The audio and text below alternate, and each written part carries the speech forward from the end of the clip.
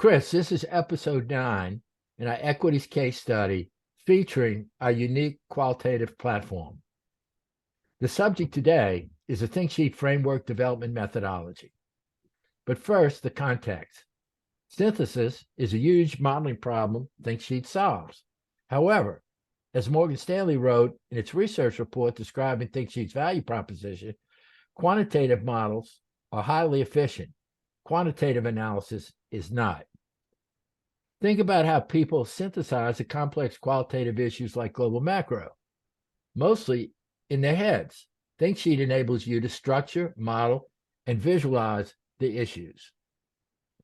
We have refined our qualitative methodology, leveraging the 200 plus models in our library. As you know, I am ThinkSheet's chief qualitative scientist, merging the logic of law from my legal career, math from investment banking, and software engineering from ThinkSheet. Dr. Roy, my co-founder, is a pioneer in artificial intelligence and financial technology, and ThinkSheet reflects the combinations of our skills. This is a one-pager from November 26 that we're going to update. This is your first view of what we call the 3D visual story, with the scores added to the judgments and colors. You can see at a glance that the biggest spreads in favor of China are the risk, 49 over the US and 70 over the EU. Wow, those scores really add value, really makes it easier to see, especially with the color coding on the new model. Pretty much apple to apples. This is great. Now I could compare the risks in terms against the catalysts and also the X factors. So now I could compare simultaneously COVID and the riots against things like Fed gridlock and the trade deficit between China, the US, and the EU. Here's a view of your risk inputs on the left and the one-pager output on the right. The subrisks are dynamic. Definitions, spreads, and updates are critical. Caveat, don't worry about the accuracy of your judgments and scores for now. We are still in the all-important framework development stage. So what's new since the 26th, since last week? Countrywide unrest from the COVID lockdowns, unprecedented calls for Xi to step down. However, Xi's execution power and resources are also unprecedented. As you can see from the quote from Xu Xunlan, the most powerful woman in China and head of COVID policy, yesterday read major changes in the COVID policies published by Xinhua, the government news agency. Jay Powell signaled yesterday that the Fed will slow the pace of rates next month in speech at Brookings yesterday. Huge impact on Chinese and U.S. stocks, particularly electric vehicles. Tesla in the U.S. and NIO, Xpeng, and Li in China. I believe Xpeng spiked 47% yesterday. Remember Sun Tzu, everything is connected, making it extremely difficult to sort things out in your head or in research reports, but much easier with the ThinkSheet model framework. Apartment prices, mortgage boycotts, the Belt and Road, Apple assembly plant riots in Shenzhou, iPhone City, the essential chip companies in the US, Taiwan, and the Netherlands, Xi-Putin relationship in the battery supply chain controlled by China. A core benefit of ThinkSheet's model is your ability to react to any new catalyst at speed of thought, including butterfly effects.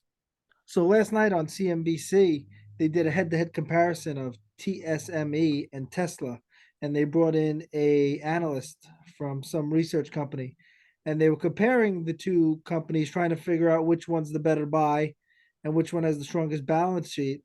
And based on the fundamentals, they're both great companies, but the analyst couldn't make a decision on which one to choose due to the geopolitical risks and catalysts out there.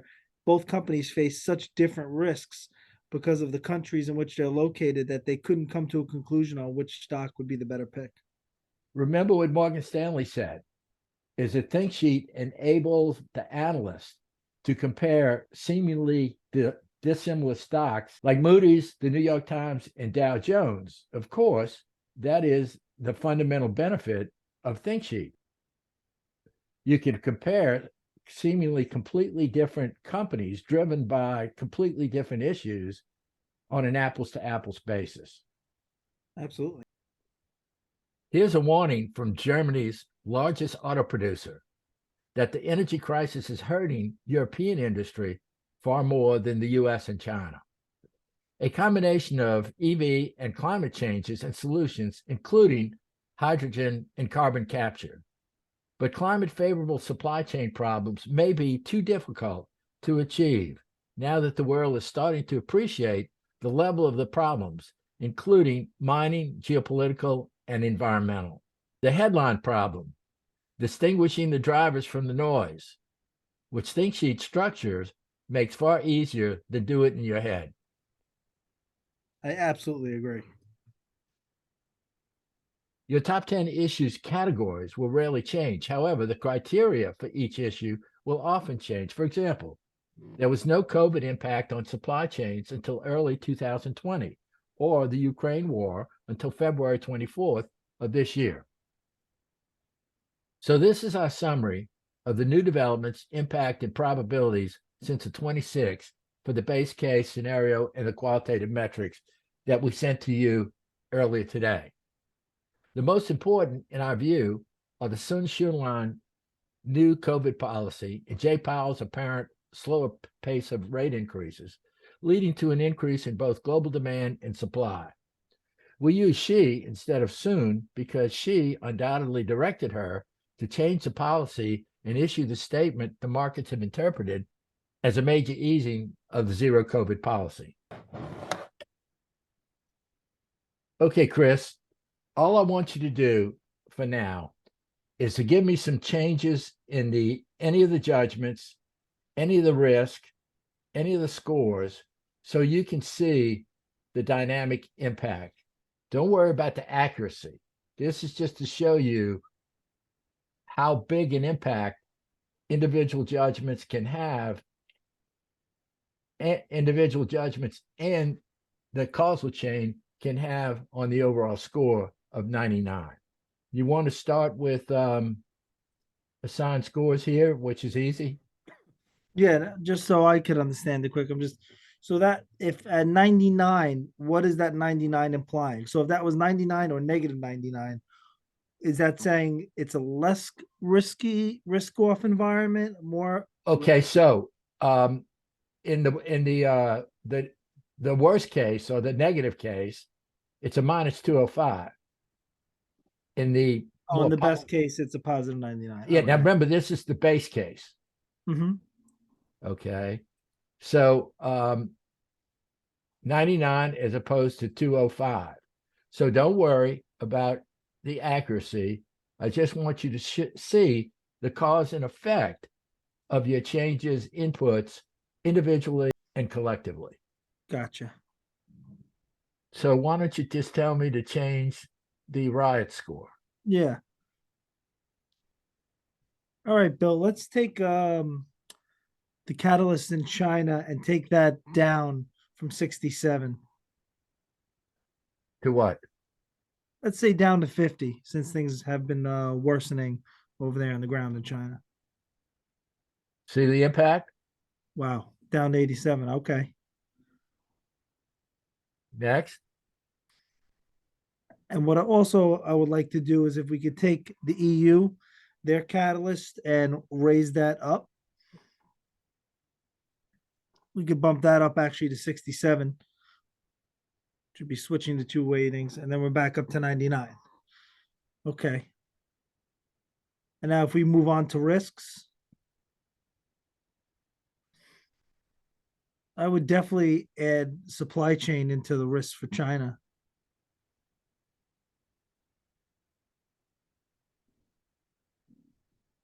Okay, back down to 85.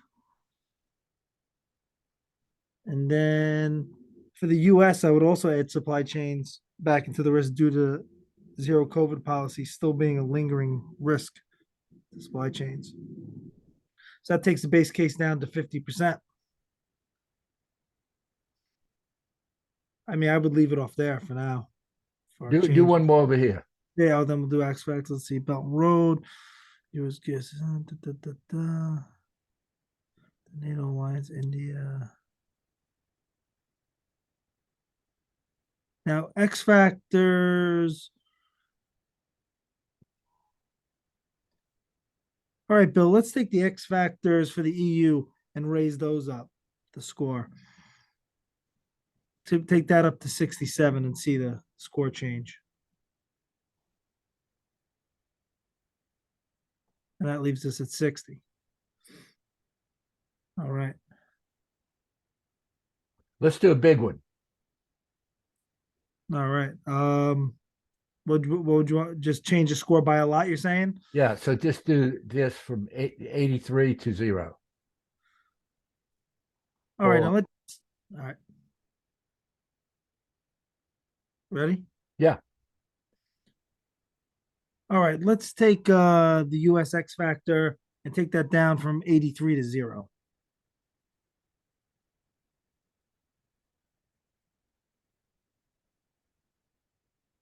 Down to 10%. Okay, great. Let's leave it there for now. So here's what we're going to do. We're going to really rigorously refine these three, like I mentioned, because this has changed. Okay. Same thing here. For example, where does COVID fit?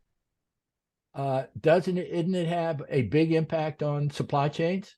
Absolutely. Okay, so let's talk about changing it to include the criteria here.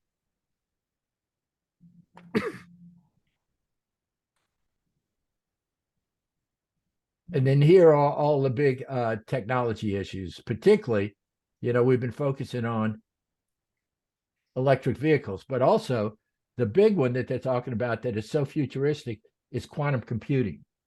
And that one is affected by the chip's export controls, because you really need incredibly powerful, the most advanced chips to do this, which brings in NVIDIA, Taiwan Semiconductor, and ASML. Is I will do the new definitions. Okay. And then on Monday morning, we'll do the real thing. Sounds good. That's there. That's easy. Okay. So what we'll be now talking about is what happens between meetings is extremely important. So not every video is going to be a live what if. A bunch of videos are going to be like okay, here's what happened in between the meetings. And here's the last time we spoke. the update for the next meeting on Monday. Yeah, that's because it shows the dynamic, ever-changing world that we're in. So it's perfect. What do you think, Chris? I like it. I think it really shows the power of this.